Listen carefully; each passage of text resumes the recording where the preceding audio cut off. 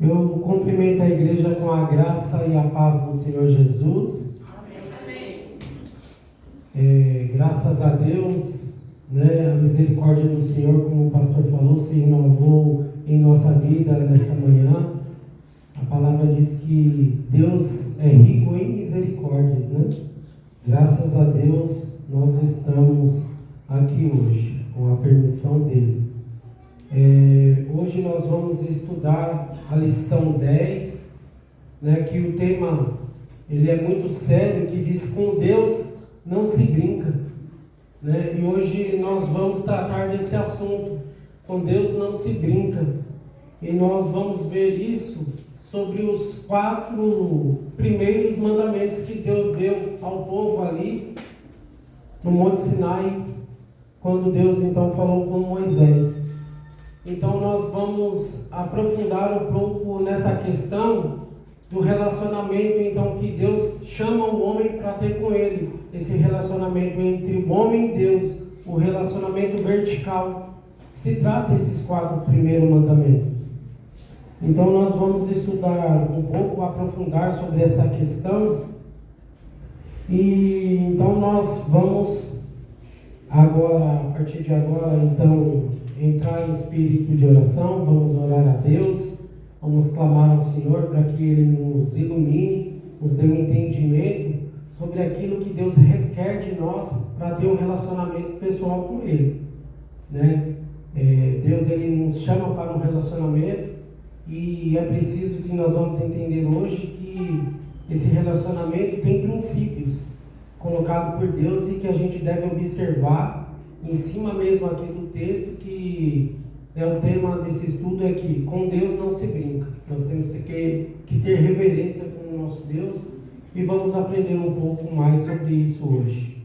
Então peço para os irmãos, mesmo assentados, inclinar sua cabeça em reverência ao nosso Deus, e vamos orar. Grandioso Deus e eterno Pai, louvado seja o Teu nome, Senhor. Ó Pai, no nome santo do Teu Filho, nosso Senhor e Salvador Jesus Cristo, entramos na Tua presença, Senhor, clamando a Ti, Pai. Primeiro, com um coração agradecido, Senhor, por esta oportunidade, Senhor, porque a Sua misericórdia se renovou em nossa vida, e estamos aqui, Pai, para crescer na graça e no conhecimento da Tua palavra. Nos direcione através do Teu Espírito, Senhor, nos dê entendimento. E tudo que aqui vamos aprender, Pai, crave em nosso coração e em nossa mente, Pai, para não pecar contra Ti, Senhor. Então, Pai, venha nos auxiliar, nos ajudar e nos dê entendimento, Senhor. Abençoe essa aula, Pai, porque eu te peço no nome santo do Teu Filho, nosso Senhor e Salvador, Jesus Cristo. Amém. Irmãos, eu peço para que os irmãos abram então em Deuteronômio, capítulo 5. Nós vamos ler Deuteronômio, capítulo 5, do verso 1 ao 15. Eu peço para a irmã Adriana abrir em Êxodo 19, que a gente vai ler do 1 ao 12. Então nós vamos ler primeiramente, para a gente entrar então dentro desse assunto, nós precisamos ler então essas passagens para a gente começar a fazer a introdução da aula de hoje. Deuteronômio 5, do verso 1 ao 15.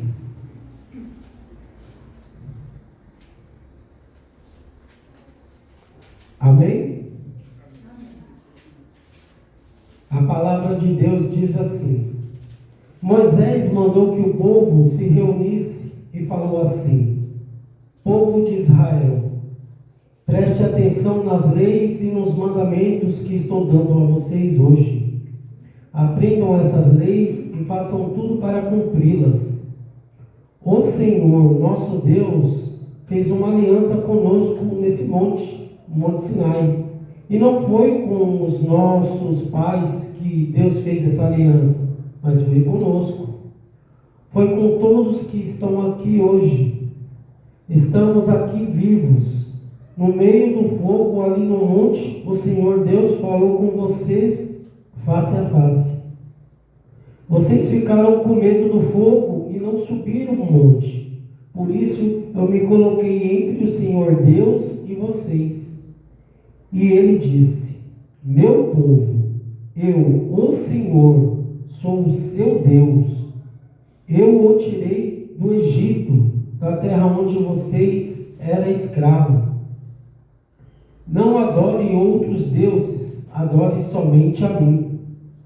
Não faça imagem nenhuma de coisa que há lá em cima no céu, ou aqui embaixo na terra, ou nas águas debaixo da terra. Não se ajoelhe perante os ídolos, nem os adore, pois eu, o Senhor, seu Deus, eu não tolero outros deuses. Eu castigo aqueles que me odeiam e castigo também os seus descendentes, até o seu bisneto e trinetos. Porém, sou bondoso com aqueles que me amam e me obedecem os meus mandamentos e abençoo os seus descendentes por milhares de gerações. Não use o meu nome sem o respeito que ele merece, pois eu sou o Senhor, o Deus de vocês, e castigo aqueles que desrespeitam o meu nome. Guarda o sábado, que é um dia santo, como eu, o Senhor Deus, mandei. Faça tudo o seu trabalho perante 6 dias da semana, mas no 7º dia da semana é o dia de descanso, dedicado a mim, o seu Deus. Não faça nenhum trabalho nesse dia, nem você, nem seus filhos, nem suas filhas, nem seus escravos, nem suas escravas, nem seus animais, nem os estrangeiros que vivem na terra de vocês. Assim que vocês descansam, os seus escravos também devem descansar. Lembre que você foi escravo no Egito, e que eu, o Senhor, seu Deus, o tirei de lá com a minha força e com o meu poder. É por isso que eu mando vocês guardar o sábado. Amém? Amém. Agora, para nós entrarmos mais profundamente na aula, peço que a irmã Adriana lê Êxodo 19, do 1 ao 12.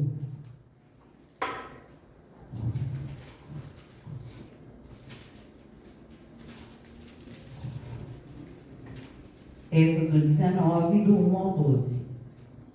Deus fala com Moisés no Monte Sinai. No 3º mês da saída dos filhos de Israel da terra do Egito, no 1º dia desse mês, vieram ao deserto do Sinai. Tendo partido de Refidim, vieram ao deserto do Sinai, no qual se acamparam ali, pois se acampou Israel em frente do monte.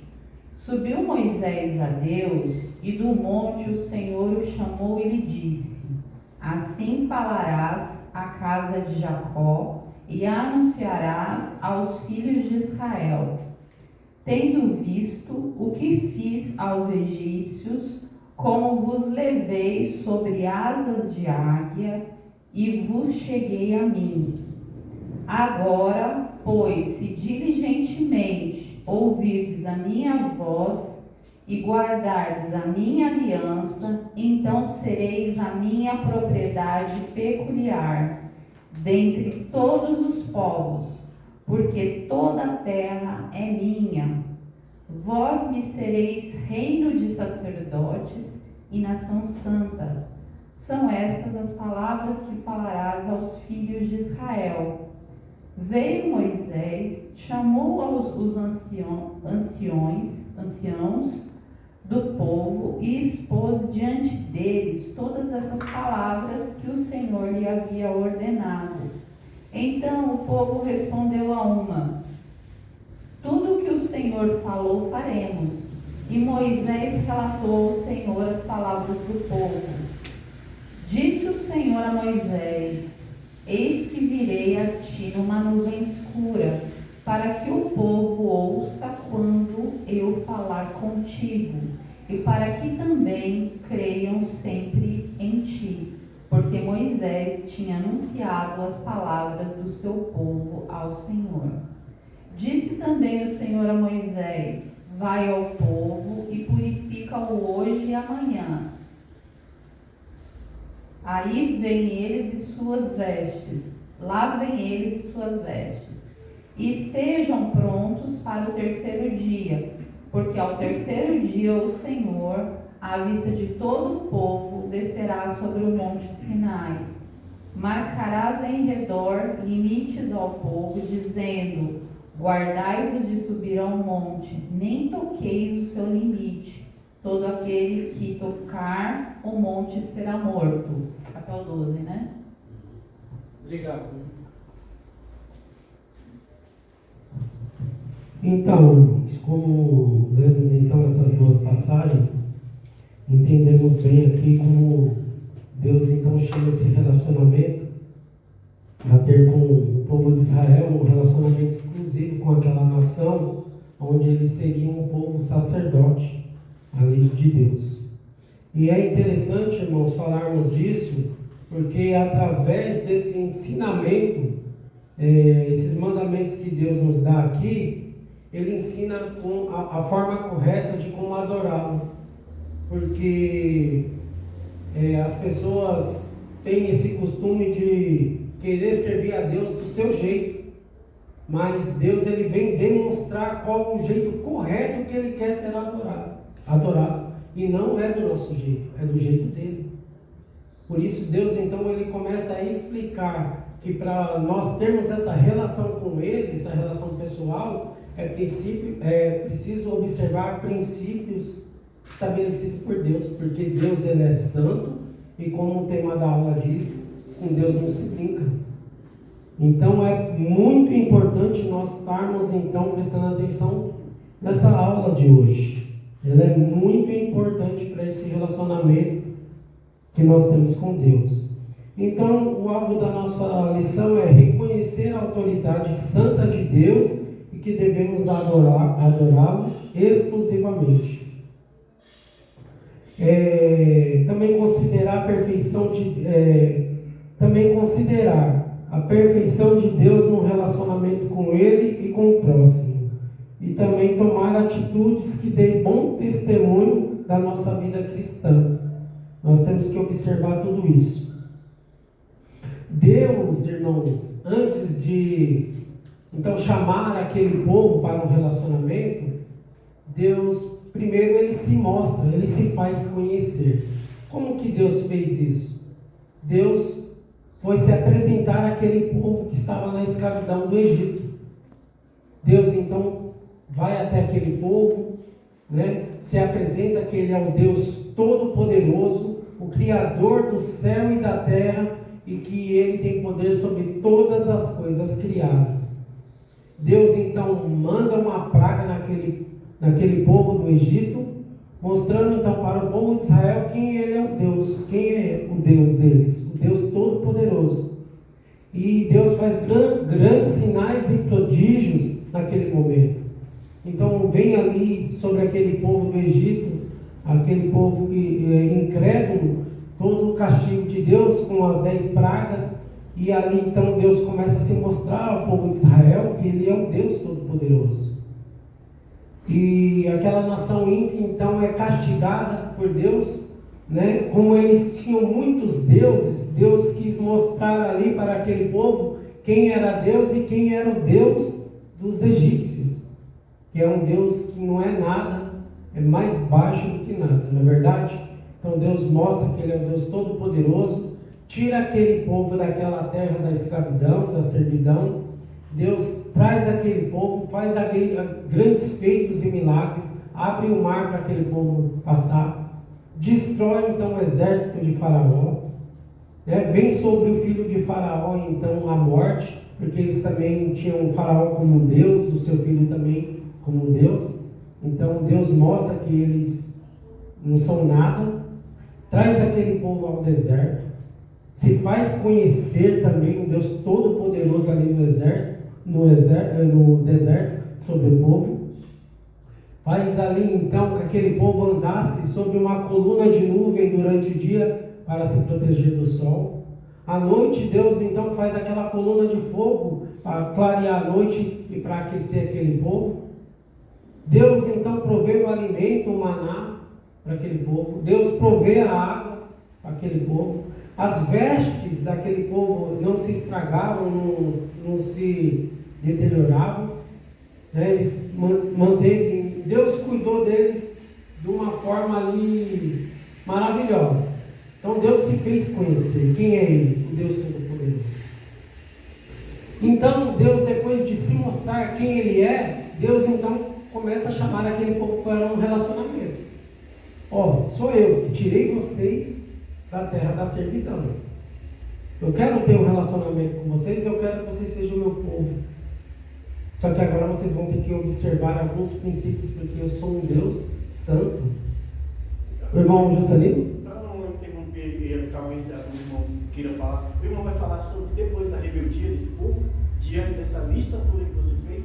Não, meu irmão, porque não é o tema dessa lição. Se eu entrar que eles eram um povo de dura serviço, que a geração seguinte que entrou na Terra Prometida, porque eles eram um povo muito incrédulo, se a gente entrar nessa história, vai sair do alvo da lição. Mas essa lição ela é ampla, ela vai ter esses momentos mais para frente, sobre essa questão. Então Deus se mostra esse povo ali no deserto, e Deus chama esse povo para um relacionamento. Só que aí Deus chama Moisés e fala para Moisés: manda esse povo se purificar, porque agora eu quero falar com esse povo, quero mostrar para esse povo quem eu sou e o relacionamento que eu quero ter com eles. Então, para ter um contato com Deus, é preciso se purificar e reconhecer a autoridade e santidade de Deus. Deus se mostrou, trouxe eles até ali no Monte Sinai. Agora então Deus fala para o povo: se purifica, porque o seu Deus vai falar com vocês. E é interessante, irmãos, que quando nós trazemos para o nosso dia de hoje, né, como cristão, a igreja em si não é diferente do que Deus fez ali, né? Nós podemos ver que Deus, ele se faz conhecer, né? Nós conhecemos Deus então através de sua palavra. O Espírito nos convence quem é a pessoa do nosso Senhor e Salvador Jesus Cristo. Cremos no Senhor, somos salvos. Deus então, ele se mostra através, revelando para nós, através do Espírito, o seu plano de salvação, entregando o seu Filho, né, para nos salvar da morte eterna. Então há um plano de salvação por meio do nosso Senhor Jesus Cristo, ali na cruz. Então Deus se revela a nós, Ele mostra o seu plano e também mostra para a gente: para mim ter um relacionamento hoje com você, a igreja, é preciso que você se purifique, é preciso que você se santifique, como Deus fez ali no deserto com o povo. E de que maneira, né, devemos nos purificar?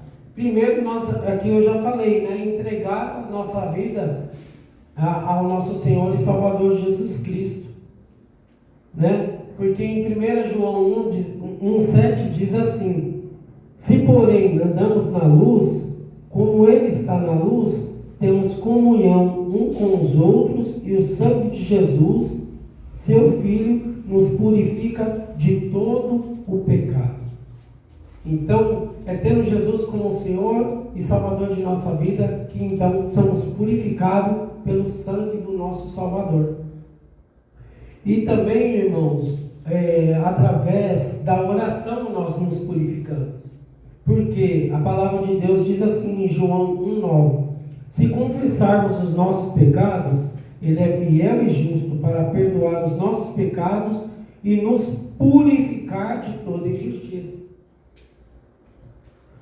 E como é que nós nos purificamos também? Através da leitura da palavra. Porque através da leitura da palavra nós obedecemos então os mandamentos de Deus e também somos purificados. Então a primeira ação é reconhecer o Senhor Jesus como Senhor e Salvador de nossa vida. Através da oração, através da palavra, conseguimos ir nos purificando, então nos santificando.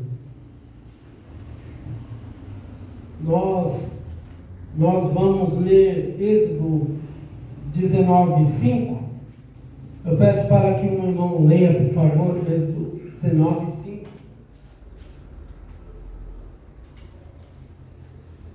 Agora, se obedecerem fielmente e guardarem a minha aliança, vocês serão o meu tesouro pessoal dentre todas as nações, embora toda a terra seja minha. Amém.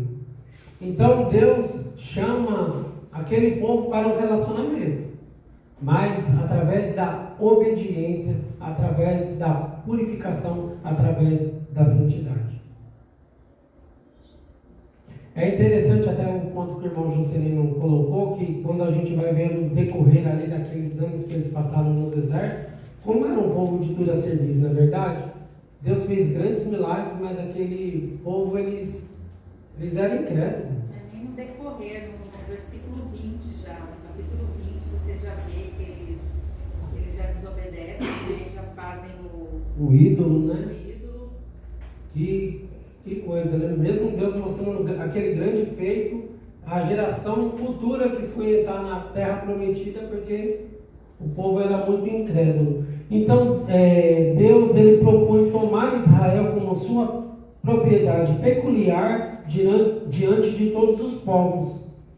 Se a nação se comprometer a preservar em si mesma 4 características particulares de Deus, que é esses 4 mandamentos. Irmão Reginaldo, pode falar? Fala um pouquinho alto, tá bom, irmão?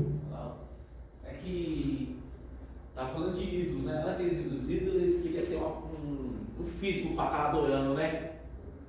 No Velho Testamento.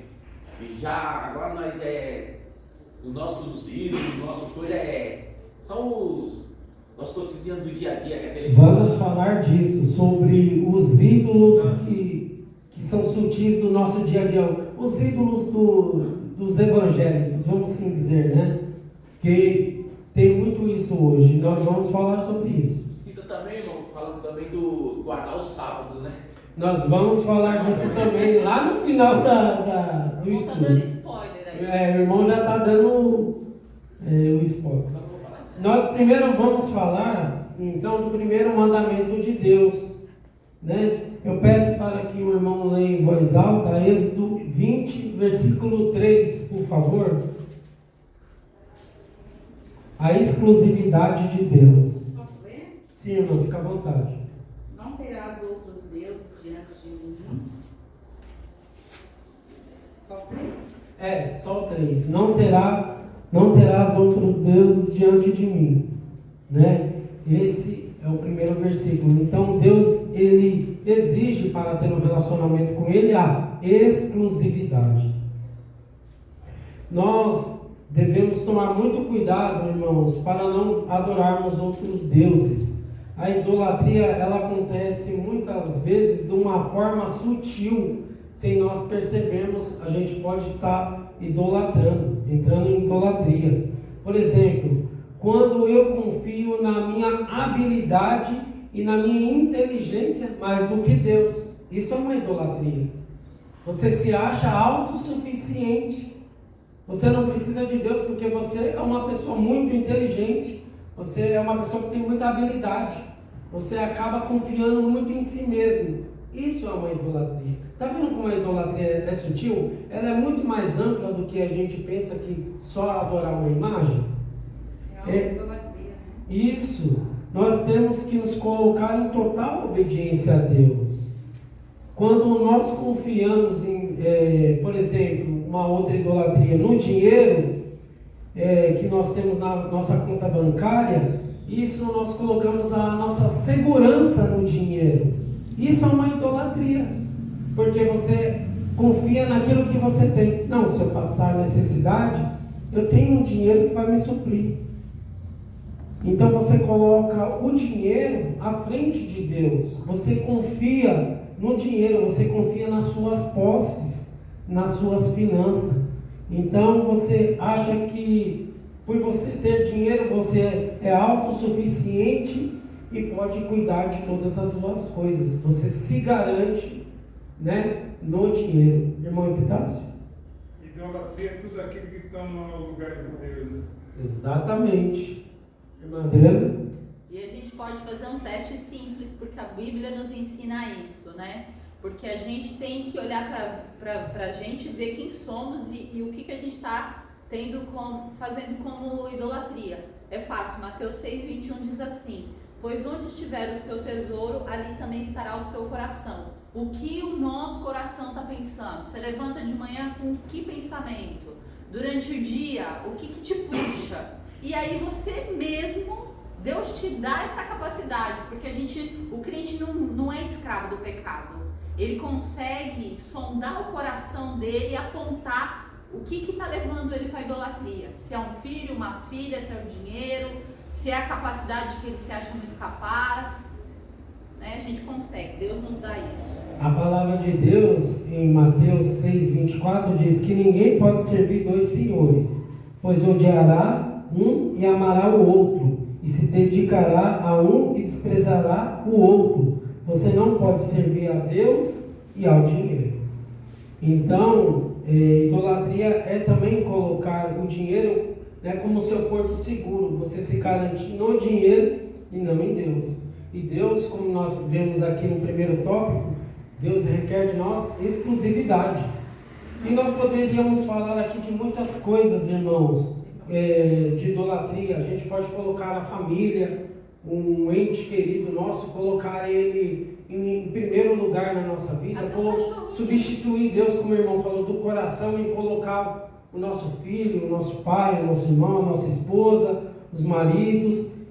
Nós podemos ver também patrimônios, colocar carro, casa e outros objetos de valor ali como o nosso ídolo, dedicar somente aquilo, né? Colocar aquilo no nosso coração, onde que deveria ser o lugar de Deus, a gente substituir. Então tudo isso é idolatria, e eu falo que isso é uma coisa sutil, porque se nós não tivermos cuidado, a gente acaba se corrompendo. No estudo fala até sobre futebol, né? Pessoas que são fanáticas por futebol, mas eu acrescento muito mais coisas, novelas, séries, não é verdade? A gente... Até roupa, né? A gente está rodeado de mecanismos que a gente pode estar cometendo idolatria. Gente, comida, tá? Comida. Mas assim, estou falando por mim, né? Não, comida.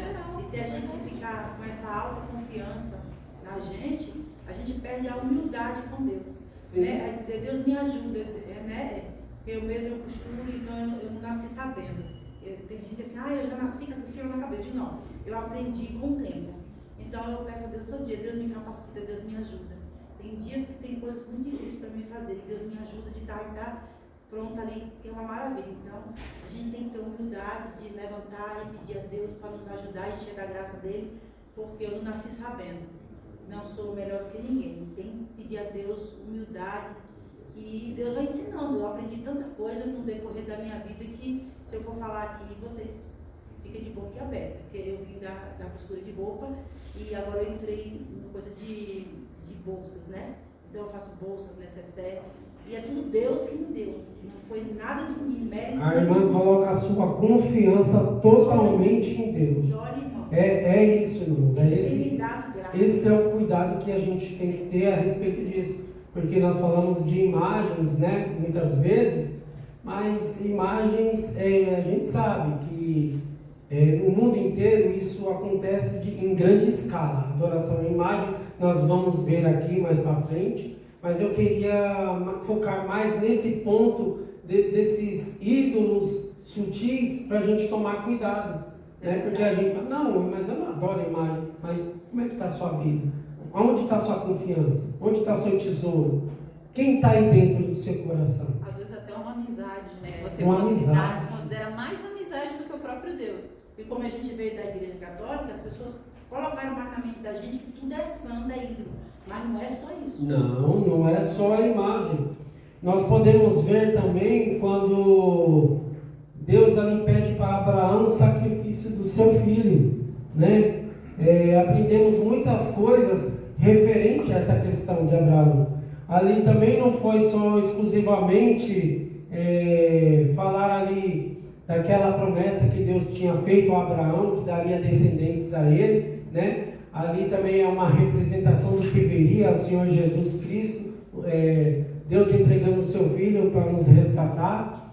Ali tem muitas questões ali profundas, quando o Abraão vai ali, então quando Deus decide testá-lo, para ver também se ele tinha tirado Deus do seu coração e colocado seu filho Isaac, que ele tanto ama, como um ídolo no seu coração. Então a gente pode observar muitas coisas nesta história, que quando Deus pede então o sacrifício de Isaac, então representa muitas coisas, né? Representa o nosso Senhor Jesus Cristo, que veio nos salvar, mas a gente pode ver que sim, Abraão ele não tinha um ídolo, o seu filho como um ídolo no seu coração. Ele estava disposto a mostrar ali para Deus que Deus é exclusivo na vida dele, que em primeiro lugar vem Deus. Irmão Reginaldo? Você falando de Deus ver essa pessoa está com o coração voltado a ele, exemplo de Jó. Jó foi um grande exemplo, tirou tudo dele, dinheiro que ele tinha, filhos, entendeu? Para ver se ele estava realmente voltado a Deus. E ele provou que estava realmente, entendeu? Deixou o diabo agir. Então, geralmente Deus permite que o diabo age na nossa vida para ver se é isso mesmo, entendeu? Que o diabo está falando, entendeu? Mas Deus sabe do nosso coração, mas ele quer falar para o diabo, não é isso?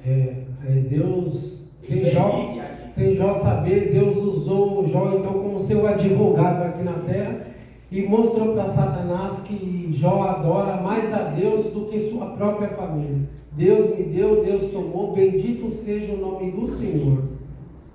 Né? Então Jó provou que sim, no seu coração Deus está em primeiro lugar. Irmãos, agora que nós falamos um pouco sobre essa exclusividade que nós temos que ter no nosso coração, que é Deus, e nos afastar da idolatria, principalmente coisas do nosso cotidiano que nós temos que estar muito atentos, a irmã? Que me incomodou assim para falar, que um Deus agora muito famoso nos nossos dias, em todos os meios e no evangelho, também no meio cristão, é a forma de cultuar a cultuação do corpo, né? A idolatria, né? A vaidade, nada o corpo. Contra quem vai na academia, né? Eu particularmente não gosto. Mas Paulo falava isso, né? Dos gregos e dos romanos, que eles era a história da academia, do culto ao corpo, do músculo já, né? Desde aquele tempo, é tão né? atual, né? Hoje em dia, você vê. Às vezes a pessoa vai na academia até por direcionamento médico. Eu conheço pessoas que vão porque realmente precisa. Já tem outras que vão porque, óbvio, gosta, nada contra, mas aí você vê, saiu da academia e começa, né? Foto. É uma coisa assim que você vê que a pessoa ela tá ali, você sente assim que a pessoa ela tá pegada naquilo. Não é, parece que tá com o coração naquilo. Não é que assim, eu fui pra academia porque eu preciso, porque eu gosto. Não é só isso. Não tem o culto ao corpo, né? Não tem o equilíbrio, né? Você vê onde que está o coração, né? Agora nós vamos falar sobre a incomparabilidade de Deus. Deus é incomparável. Nós vamos ler Êxodo 20, versículo 4. O irmão que achar, por favor, pode ler.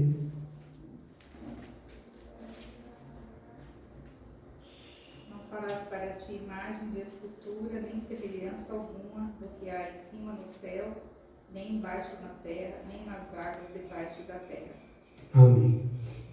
Irmãos, nós podemos ver aqui algumas questões, como ver que Deus ele é incomparável, né? A primeira razão, porque Deus ele nunca se revelou em uma forma de imagem. Ou seja, ninguém nunca viu a Deus. Então, Deus é incomparável. Como podemos fazer uma imagem que representa a Deus se nós nunca ouvimos? Nós ouvimos a sua voz, mas nós não vemos. Então, Deus é incomparável. Como é que você vai fazer uma imagem de alguém que você nunca viu. Então, esta é a primeira razão que Deus é incomparável e que nós não podemos fazer uma imagem de Deus. Deus, irmãos, ele falou assim a Moisés em Deuteronômio 4, do 12 ao 15. Vemos que Deus falou com Moisés, falou com o povo, ouviram sua voz, mas Deus não se revelou de forma corpórea, para que ninguém fizesse alguma figura que representasse a Deus. Olha que interessante, irmãos. Então, como é que vamos fazer uma imagem que representa a Deus se nós não ouvimos? Né? Em João 1,18 diz assim: ninguém jamais viu a Deus, mas o Deus unigênito que está junto ao Pai o tornou conhecido, nosso Senhor e Salvador Jesus Cristo. E também temos também o único que é imortal e habita em luz inacessível, a quem ninguém nunca viu e nem pode ver. A Ele seja a honra, a glória, o poder para todos sempre. Amém. Está em Timóteo. Então, irmãos, nós vemos que Deus ele não se revelou de uma forma física, corpórea, né? E a gente já vê pelos textos que se fosse isso, as pessoas já tinham feito tantas imagens, né? Como faz no nosso Senhor Jesus. Mas a gente vai ver agora a diferença. O que tem poder? É a imagem de Jesus ou o seu nome? Eu pergunto aos irmãos. Os irmãos entendem isso agora? O nome do Senhor Jesus tem todo o poder. Nós vamos ver isso na palavra de Deus. Não é a imagem que tem poder, é o nome de Jesus. E aquele pessoal que põe o santo de cabeça para baixo para casar? Enquanto não casar, não tira, não põe o santo de volta para ele. Né? São algumas questões que a gente vê que com Deus não se brinca. E estão brincando com Deus, irmãos. Isso é muito sério. O nosso Deus, ele é santo. Seu atributo, a santidade é colocado no 3º grau. Santo, santo, santo é o Senhor dos exércitos. Com Deus não se brinca.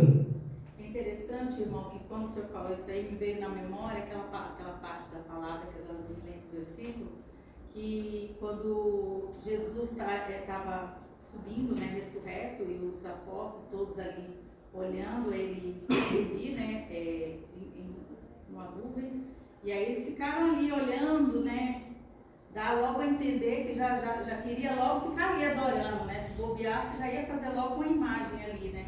Ali o anjo veio, mas por que vocês estão olhando, né? Por que vocês estão aí parados, olhando, né, admirando, né? Vão cuidar das suas vidas, vão levar o evangelho, vão levar a palavra, né? O mesmo que está indo voltará, em grande glória. Em Tessalonicenses 4, né, Paulo fala sobre também esse episódio em Atos, lá em Tessalonicenses, que o Senhor Jesus virá sobre as nuvens ali, então chamará o seu povo, né? Irmão? Negócio de ídolo interessante, uns dando o benefício do outro. Eu não me lembro o nome, qual é a cidade, não sei se é no México, que tem uma ponte que eles pegam, faz a ponte, tem um rio bater, joga um monte de moeda, para aquele prosperidade. Só que o que? Estão jogando lá, tem outros espertos que estão lá embaixo catando as moedas para se beneficiar, se sustentando com aquela moeda. Eles estão nadando e... Então, por que não podemos fazer imagem? A segunda razão, irmãos, é como eu já vinha falando para os irmãos, porque Deus requer atenção especial ao seu nome, não à sua imagem. Deuteronômio 12, de 1 a 5, né, ele vem falando sobre essa questão do nome de Deus. E a gente tem que entender, irmãos, que Deus...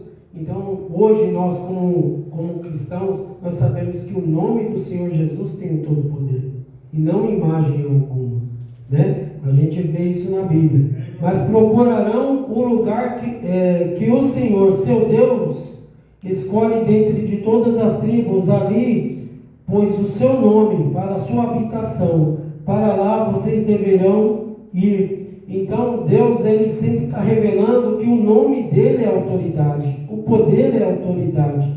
Deus também fala a Moisés, que Moisés falou: Senhor, eu vou no Egito e quando eu chegar lá, o que eu vou falar? Quem é o Senhor? O que eu vou dizer ao povo? Ele fala: diga que eu sou o enviou.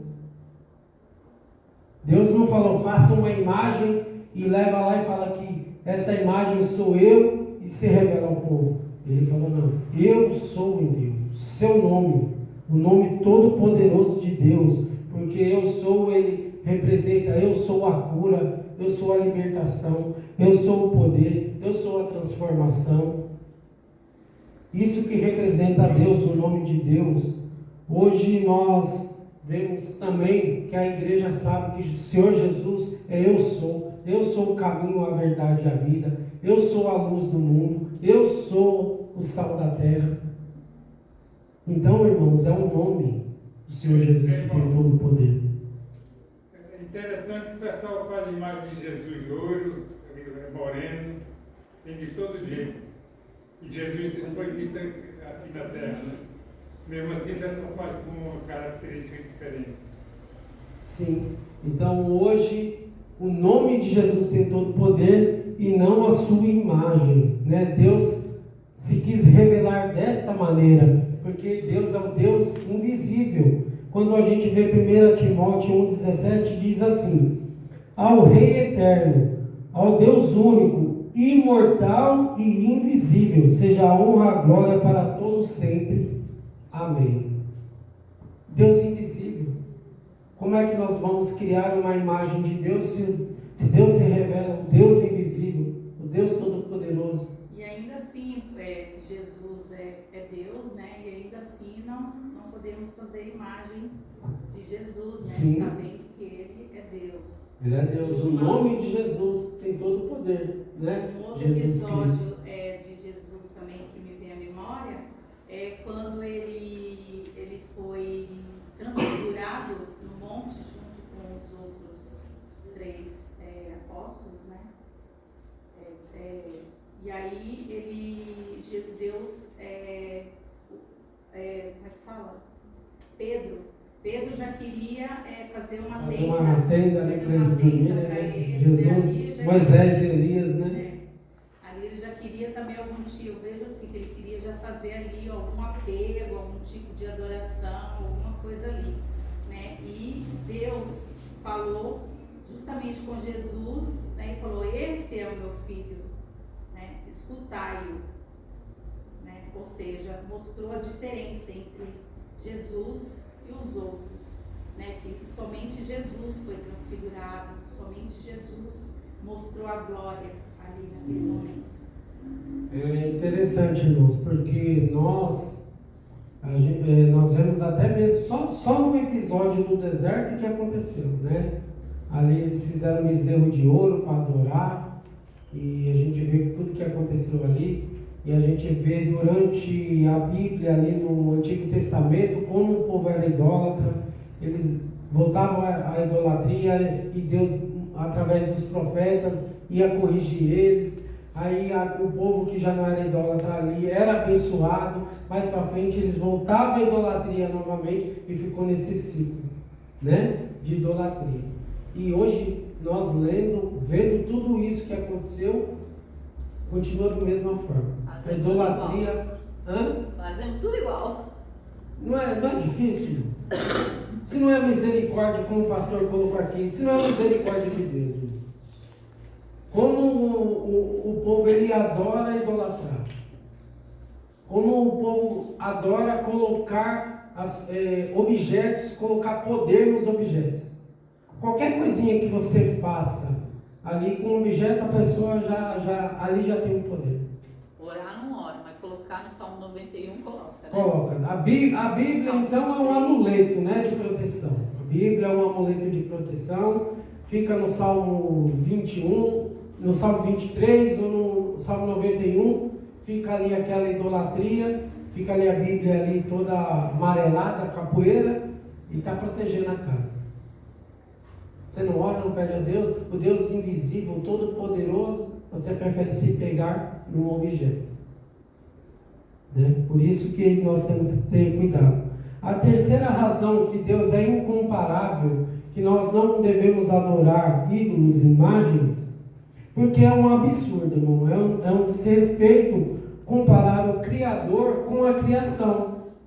Como que o Criador de todas as coisas pode ser rebaixado à criação? Como você pode rebaixar o Deus Todo-Poderoso a um objeto, colocar em um lugar e falar: esse é meu Deus, me salva? O Criador de todas as coisas. Irmãos, quando nós vemos ali em Isaías, que está na revista 44, é muito longo a passagem sobre a idolatria. Ele coloca algumas características que é curiosa nós percebemos aqui, né? Ali o homem escolhe uma árvore, ele corta aquela árvore, daquele tronco ele faz 2 pedaços. Um pedaço, olha só, irmãos, um pedaço ele pega, corta, faz a lenha. Aí ele pega aquela lenha, faz o fogo para se aquecer, uma fogueira. Dali mesmo ele também faz o seu alimento, cozinha seu alimento. Ele come e aquela lenha virou cinza. Naquela outra parte do tronco que ele separou, ele faz um ídolo, ele esculpe um ídolo para ele coloca ali, se ajoelha perante aquele ídolo, aquele pedaço de madeira que ele esculpiu, e fala: esse é meu Deus, me salva, me cura. Tem cabimento isso, irmãos? Não tem. Como é que um pedaço de madeira que virou cinza, que você fez uma fogueira para se aquecer, o alimento para você comer, e de repente a outra parte daquela madeira virou um ídolo, seu Deus? E você que pegue aquele ídolo e faça alguma coisa com ele, na frente dele. Tem cabimento? Tem cabimento isso, irmãos? Se você tacar no fogo, então, aí você é um herege para ele. Entendeu, irmãos? É preciso, irmãos, lembrar desse tópico, dessa lição. Com Deus não se brinca. O Deus Todo-Poderoso, irmãos, nós não podemos fazer uma imagem desse Deus e dizer: esse é meu Deus. Nós temos, irmãos, que ter isso em mente. Isso é sério. O nome já diz: imagem, fruto da imaginação. Paulo mesmo diz: o Deus que fez o mundo e tudo que há nele é o Senhor dos céus, da terra, e não habita em santuários feitos por mãos humanas. Você não pode fazer uma imagem de Deus e falar: Deus está aqui. Deus está em todos os lugares. Deus não é um Deus limitado, onde você pode fazer uma imagem e falar: Deus está aqui nesse lugar e somente aqui, como a gente via ali em Atenas, na Grécia, quando Paulo chega lá e vê todo aquele cenário, né, de imagens idólatras, e Paulo vem falar: eu vim falar do Deus desconhecido. Ele não habita em santuário feito por mãos humanas. Ele está em todos os lugares. Ele é o Deus Todo-Poderoso. O Deus deles estavam ali. Eles tinham que ir aí naquele santuário adorar aquele Deus. O nosso Deus, irmãos, não está limitado a um lugar. Ele é o Deus Todo-Poderoso. Ele está em todos os lugares. E Paulo vem falar isso. Irmão? Então, isso aí que Paulo te falou. Então, tinha vários de lá e tinha um local reservado que não tinha nenhum. O Deus invisível. Aí ele falou: esse Deus é o Deus invisível. Então, assim, visto que somos descendência de Deus, não devemos pesar que a divindade é semelhante a uma escultura de ouro, prata ou pedra, ou feita por arte da imaginação humana. Paulo falando aqui. Então, irmãos, nós somos falhos, pecadores. Nós somos pessoas limitadas. Como nós podemos fazer uma imagem que representa Deus? Nós que somos tão pequenos, fazer a imagem do Todo-Poderoso.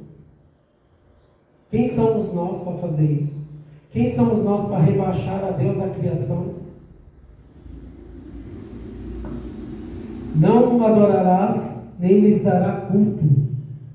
Em Êxodo 25 diz assim, Êxodo 20, versículo 5: Não te prostrarás diante deles, nem prestará culto, porque eu, Senhor seu Deus, sou um Deus zeloso, que castiga o filho pelos pecados dos seus pais, até a 3ª e 4ª geração daqueles que me desprezam. Irmãos, Deus é um Deus zeloso. Deus zela pela sua santidade e também pela sua soberania. Ele é um Deus incomparável. Ele não se pode limitar Deus a uma figura de um ídolo.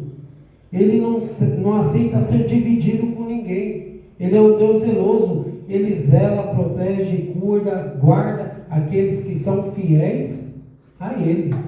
Deus é um Deus zeloso. Nós não podemos rebaixar Deus a uma imagem. Em 2 Coríntios 11, versículo 2, diz assim: o zelo que eu tenho por vocês, Paulo falando, né? O zelo que eu tenho por vocês é o zelo que vem de Deus. Eu os prometi a um único marido, Cristo, querendo apresentá-los a Ele como uma virgem pura. Interessante esse zelo de Deus, né?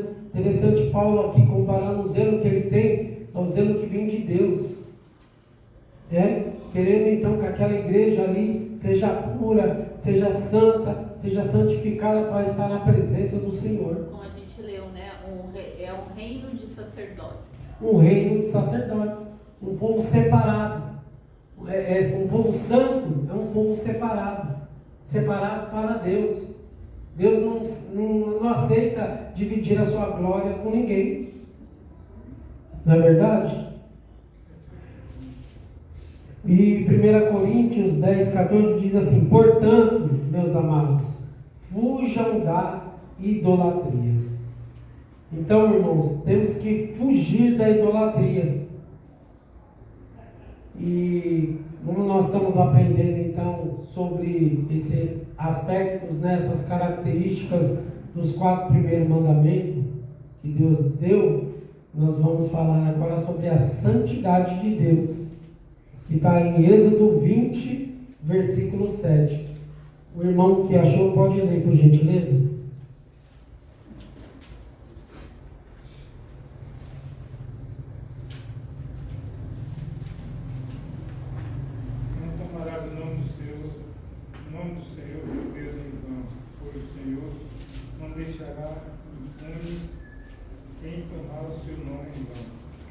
Exatamente. Não tomarás o nome do Senhor seu Deus em vão, porque o Senhor não terá por inocente o que tomar o seu nome em vão. Irmãos, como a gente acabou de falar, você ser santo é você ser separado, ser separado do quê? Do pecado, da impureza, das coisas contaminadas, dos vícios, da idolatria, tendo então um relacionamento ali com Deus. Eu, Senhor vosso Deus, portanto vos consagreis e sereis santo, porque eu sou santo, separado. Nós temos que ser santo. E como o irmão Reginaldo citou Jó, Deus deu um diagnóstico de como devemos ser santos. Deus falou assim: não há ninguém na terra como ele, homem íntegro, reto, temente a Deus e que se desvia do mal. Isso é o homem santo, que é separado do mundo. É aquele que busca a sua santidade todos os dias. É aquele que todos os dias ele luta para não pecar contra Deus. Isso é um homem santo. É interessante nós vermos aqui, que a revista trata a reverência que os escribas faziam na hora que ia escrever o nome de Deus, então, na Bíblia. Eles pegavam e tomavam um banho, irmãos. Eles se purificavam. Eles pegavam a caneta, que era uma pena na época, eles pegavam a caneta ali, exclusiva, para escrever o nome de Deus. Tamanha reverência, a santidade ao nome de Deus. Mas até aqui, abrindo um parênteses, quantas vezes a gente é irreverente e não temos respeito a Deus, até quando a gente chega na igreja e é um momento de oração, que que a igreja está conversando com Deus. A gente entra no templo, a gente deveria ficar esperando lá fora o momento de oração terminar para a gente entrar. Olha como a gente não tem respeito. Sim, irmãos, isso é reverência na casa do Senhor. Se a oração fica em silêncio, o pastor aqui está levando a mensagem, os irmãos estejam em silêncio. Se há algo para falar, se é urgente, se é dentro do culto que está acontecendo, seja sutil, vá ali e fala com o irmão. Se for algo que é para depois, espera terminar o culto. Onde está a nossa reverência? O respeito, o temor com as coisas de Deus. Tudo isso a gente tem que observar. Ô, irmão, deixa eu só ler um texto aqui na revista católica. Deixa, na sim. Bíblia Católica. É a Bíblia Católica aqui que eu estou lendo. Agora diz o seguinte. Só ler um pouquinho alto. Tá. Não farás para ti escultura, nem figura alguma do que está em cima dos céus, ou embaixo sobre a terra, ou nas águas debaixo da terra. É a Bíblia Católica. Eu já li, já estudei sobre isso. Está tudo lá, não está escondido, não tem nada. Está lá, quem quiser ler e quem tiver um coração sincero vai entender. O Júlio falando que é católico, que ele é tipo como se fosse colorinha, alguma coisa assim, entendeu? Falou que já foi estudar isso aí, mas ele falou se tirar as imagens de lá, pede os fiéis, porque eles vão mais para a igreja por causa das imagens. É uma questão, a gente vê que não é escondido. Não é à toa que teve a reforma. Teve a reforma que combateu isso. E hoje nós estamos aqui, pela misericórdia de Deus, que abriu os nossos olhos, sobre isso. Com Deus não se brinca. Com Deus não se brinca, irmãos. Deus, Ele exige de nós, seus servos, exclusividade. Ele não vai se dividir com uma imagem de gesso, de barro, de madeira, que não enxerga, que não fala, que não tem sentimento, que não tem nada. É apenas um objeto ali oco. Então não faz sentido a gente querer rebaixar Deus a esse nível, irmãos. Com Deus não se brinca, Deus é santo. E é interessante, irmãos, nesse texto que fala que para a gente ter reverência com o nome de Deus, e não falar o nome do Senhor, seu Deus, em vão. A gente estudou sobre a aula passada nessa questão de não falar o nome de Deus em vão. Nós vemos aqui os escribas, ali com reverência para escrever o nome de Deus, e só que é mais profundo no hebraico, esse não falarás o nome do seu Deus em vão, que quer dizer carregar também, irmãos. Aqueles que hoje falam que são cristãos, que se intitula aí fora, então como um servo de Deus, como um servo de Cristo, irmãos, eles têm que representar aquele nome que eles estão carregando. Nós temos que entender isso, que com Deus não se brinca. Se você leva o nome de Cristo a outras pessoas, como é que está a sua conduta? Ela está de acordo com aquilo que vocês falam que é? Como é que é o seu relacionamento com a sociedade aí fora? Esse nome que nós não devemos falar em vão e que nós carregamos, que somos cristãos. Nós estamos tendo uma conduta séria sobre isso? Esse nome, nós podemos dizer isso mesmo? Ou nós estamos pecando contra Deus? Carregando o nome de Deus, falando do nome de Deus em vão. Fazendo outros tropeçarem. Fazer outros tropeçarem. Crente pode ser Dando um mau testemunho, irmã? Dando um mau testemunho. Então, a gente tem que pensar em tudo isso. É muito mais amplo do que você só chegar e falar o nome de Deus em vão. Porque você carrega o nome, você tem que zelar por ele. Você tem que ter temor e tremor pelas coisas de Deus. Quanto mais é dado, mais será cobrado. Nós devemos ter cuidado com esses dizeres também, irmãos. Deus mandou te dizer. Deus mandou te dizer. Eu vou ser sincero aqui para os irmãos. Irmãos, Se a pessoa fala, Deus mandou te dizer, e o que ela te disse não está de acordo com a palavra, quem disse foi ela, não foi Deus não. Isso a gente tem que tomar cuidado. Deus mandou te dizer ou você quer dizer? Não fale o nome do seu Deus em vão. Porque é um tal que Deus me mandou dizer, será que Ele mandou mesmo? Meu irmão, Deus mandou você se separar da sua mulher. Ah, é? A palavra diz isso? Será que foi Deus que disse mesmo? Ainda Não. que seja uma coisa boa, né? Deus mandou te dizer que você vai sair, vai conseguir um trabalho, vai isso, aquilo outro. Gente, isso aí não funciona. Deus fala com a gente através do Espírito Santo que habita em nós, não habita em templos humanos, feito por mãos humanas, mas habita em nós, aqueles que creem, e fala por meio da palavra. Quando a gente ora, a gente está falando com Ele, quando a gente lê a palavra dele, Ele fala com a gente. Né? Se o Espírito Santo habita em você, então o Senhor Ele é poderoso para falar diretamente com você. Eu acredito sim. Porque a palavra dele é viva. Exatamente. E eficaz. Agora a gente precisa querer ir lá ouvir o que ele tem para dizer, né? Parar e ouvir. Sim, o Espírito disse a você, então está de acordo com a palavra, porque quem falou, revelou a palavra foi o Espírito. Como o Espírito Santo falou com você, se você está fazendo algo contrário com o que a palavra diz? Não faz sentido isso, irmão?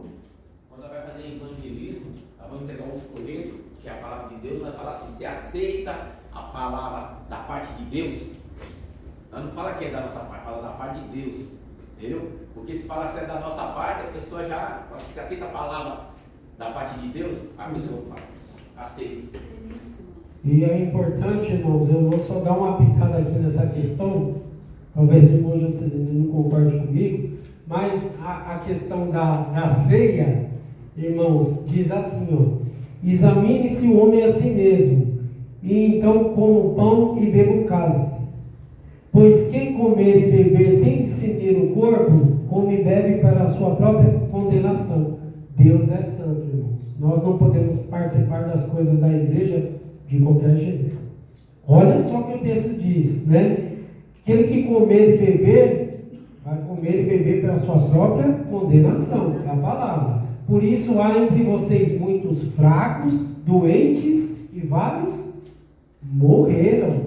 Por quê? Porque com Deus não se brinca. Se você vem para a igreja de qualquer jeito, se você está no mundão, você está no pecado, fazendo tudo que é errado e vem participar da obra do Senhor, de qualquer forma, sem a reverência, no pecado constante, deliberado, irmãos, o texto é claro. Né? Muitos já morreram. Os filhos de Arão morreram, né? Sacerdotes, levitas morreram. Não foi? Por quê? Brincaram com a santidade de Deus. Então, aqui diz, por isso há entre vocês fracos e doentes, e muitos já morreram. Mas, se nós examinarmos a nós mesmos, não receberemos o juízo. Por isso é tão importante se examinar. Santidade de Deus. Cuida da sua vida. Deixa a vida do irmãozinho. Cuida da sua vida. Irmãos, as coisas de Deus são sérias, muito sérias. Então, que nós podemos examinar, porque Deus é santo, santo, santo. E Ele nos chamou para ser santo, para ser separados. Se nós não estamos separados, estamos com o pé no mundo, se examina, porque com Deus não se brinca. E nós vamos falar então do quarto e último tópico, que é a autoridade de Deus, né? Nós vamos falar do quarto tópico. Eu peço para os irmãos lerem Êxodo 20, versículo 8, por favor. Irmão, me dá licença que eu vou ter que ir, viu? Amém, irmão. Com Deus. Deus te abençoe. Lembra-te do dia de sábado para o santificar. Amém. Lembra-se do dia de sábado para santificar. Bom, irmãos, nós vemos então que Deus aqui, Ele trabalhou 7 dias para construir então a terra, e Ele fala que no sábado Ele descansou, e Ele quer que o povo também, requer que o povo descanse no sábado como a gente leu ali, todos os seus servos e servas deveriam respeitar essa lei. Mas por que hoje nós guardamos o domingo? Por que temos esse comportamento? Nós sabemos que tinha um ritual ali, né? Todo mundo tinha que fazer várias coisas nesse sentido, por causa do sábado, mas o Senhor Jesus veio e Ele é o Senhor do sábado. Hoje nós temos os 7 dias da semana para adorar a Deus, né? Nós temos os 7 dias para adorar a Deus.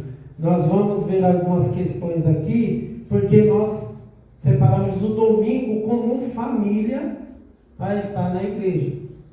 Mas a gente está em comunhão com Deus todos os dias. Não é verdade? Então, o primeiro... Por que nós, então, hoje observamos o domingo, né? A gente guarda o domingo para a família estar, então, na igreja. Porque no primeiro dia da semana, bem cedo, estando ainda escuro, Maria Madalena chegou ao sepulcro e viu que a pedra da entrada tinha sido removida. Está em João 20, versículo 1. Porque Jesus ressuscitou no domingo. Também, irmãos, ao cair da tarde, daquele primeiro dia da semana, estando os discípulos reunidos à porta trancada, no meio dos judeus, Jesus entrou, pôs-se no meio deles e disse: a paz seja com você. Então, aqui no João 20, 19, Cristo apareceu ressurreto aos discípulos no domingo. Também no versículo 26 diz assim, irmãos: uma semana mais tarde, os seus discípulos estavam outra vez ali, e Tomé com eles. Apesar de estarem trancadas as portas, Jesus entrou, pôs-se no meio deles e disse: a paz seja com você. Então, outra aparição aos discípulos se deu no domingo. E nós vemos em Atos também que o Espírito Santo foi dado à igreja no domingo, né? A prática de se reunir aos domingos era constante na vida da igreja. Isso está em Atos 2,14, em 41, no versículo, capítulo 20, versículo 7, 1 Coríntios 16, versículo 2. Então hoje nós vemos que nós temos esse hábito de nos reunir em domingo, no domingo, para cultuar a Deus em família. Mas nós cultuamos a Deus todos os dias. Todos os dias é o dia do Senhor. Mas especialmente nós separamos o domingo, porque durante a semana nós estamos trabalhando, então a gente reserva esse dia especial, e normalmente a folga de quase todo o povo de Deus, porque alguns folgam na semana, mas a gente, né, a grande maioria folga domingo, então nós nos reunimos domingo aqui, como uma família em Cristo, para adorar a Deus. Então, irmãos, eu vou ler a conclusão do nosso estudo, né? Onde nós vimos aqui que esses primeiros 4 mandamentos é importante, eles são atuais e nós devemos observar eles muito bem. A conclusão diz assim: tudo que foi planejado por Deus pertence a Ele, é sustentado por Ele. Deus chama para si mesma seriedade no seu santo trato com os homens. Eu sou o Senhor, teu Deus, Deus zeloso, que visito a iniquidade e faço misericórdia. Cada um de nós pode fazer a si mesmo esta pergunta a seguir: que tipo de atitude tenho tomado em nome de Jesus na minha vida diária? E o que as pessoas têm pensado de Deus a partir da observação da minha vida? Então fica aqui, irmãos, essas perguntas para a gente examinar dentro de nós como está esse comportamento, né, perante então esses mandamentos que vimos aqui. Como é que nós temos nos comportado, né? Nós temos carregado o nome do Senhor Jesus, nós temos dado um bom exemplo, um bom testemunho. Então que fique aí então essa pergunta para os irmãos examinarem no coração. Amém, irmãos? Amém. Vou pedir